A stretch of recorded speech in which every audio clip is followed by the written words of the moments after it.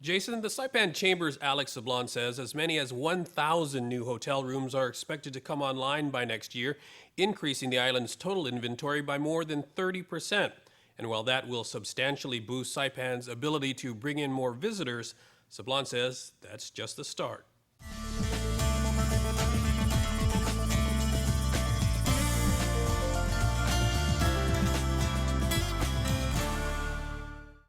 By far the biggest boost will come from mega casino resort developer Best Sunshine, which won the exclusive gaming license for Saipan. The island is not only relying on the casino to help fill the rooms, it's counting on the developer to build most of the new rooms. Best Sunshine is required under its contract to build 2,000 rooms, and Sablon says the company has plans to add another 2,000. He says there are other hotel developers, and if all of the planned projects push through, the total hotel room inventory in Saipan will increase to 10,000 from the current 3,000 rooms.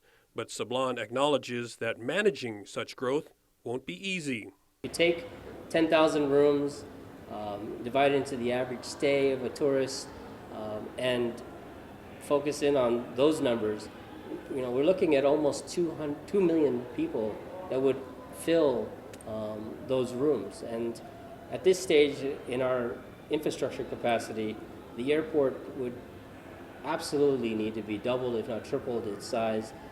And then you got the challenge of what airlines are going to come in. But Sablon says by far the biggest challenge will be finding enough workers. Currently, there are about 1,600 employees in Saipan's visitor industry. Sablon estimates they will need up to 7,200 workers. With a population of just 53,000, Sablon says Saipan will almost certainly have to rely on foreign labor. But since the CNMI now falls under federal immigration law, they will have to look to Congress for help. Recruiting and bringing in more workers will be a tough challenge under the auspices of a USCIS entity.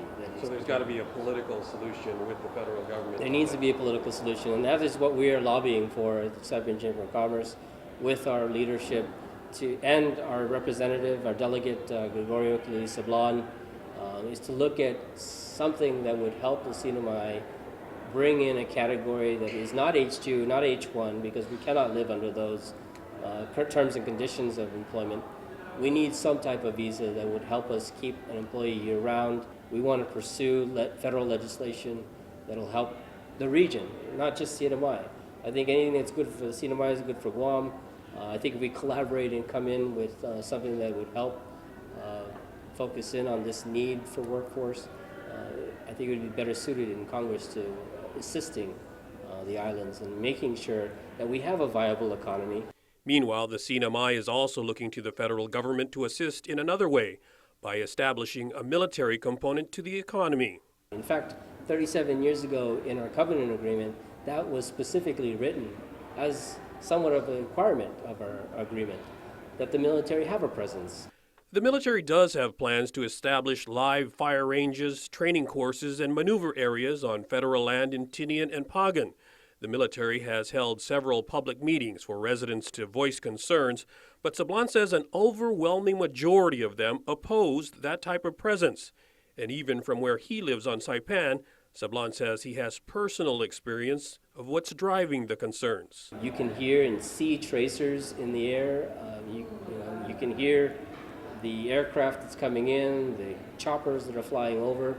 And so it is somewhat disrupting, if you will, of our tourism efforts. Still, the Chamber is now studying what sort of delicate balance, if any, can be struck. Specifically, the Chamber wants to look at an economic report. How does this pros and cons affect the overall economy of the CNMI? Can the presence of the military training program live and coincide with a tourism opportunity that we've got right now? My brother served in the military, died in the military, and so I think we as a community definitely want to see the military a product of our overall economy. We just don't necessarily want to see it to the degree it's being proposed today. For KOAM's Business Matters, I'm Nestor Lecanto.